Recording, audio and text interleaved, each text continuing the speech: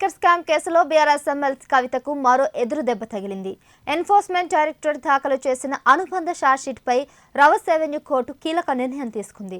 కవితపై దాఖలైన ఛార్జ్షీట్ను rows revenue court పరిగణలోకి తీసుకుంది. ఛార్జ్షీట్లో పేర్కొన్న నిందితులందరూ జూన్ 3న కోర్టు ఎదుట హాజరు కావాలని సమన్లు జారీ చేసింది. దీంతో వచ్చే నెల 3న కవితను జైలు అధికారులు కోర్టులో ప్రవేశపెట్టనున్నారు.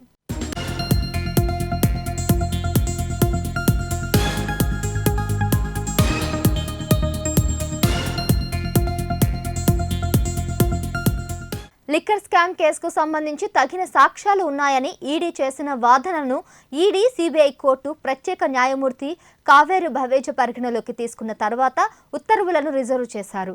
తాజాగా ఇవాళ ఈడీ ఛార్జ్షీట్ను పరిగణలోకి తీసుకున్నట్లుగా ప్రకటించారు. మరోవైపు కవిత బెయిల్ పిటిషన్లపై నిన్న ఢిల్లీ హైకోర్టులో వాదనలు పూర్తయ్యాయి. ఇరువైపుల వాదనలు విన్న హైకోర్టు జడ్జి స్వర్ణకాంత శర్మ తీర్పును రిజర్వ్ చేశారు. ఈ క్రమంలో రౌస్ రెవెన్యూ కోర్టు మాత్రం ఈడీ దాఖలు చేసిన అనుబంధ ఛార్జ్షీట్ను పరిగణలోకి తీసుకొని నిందితులందరినీ విచారణకు పిలవడం హాట్ టాపిక్గా మారింది.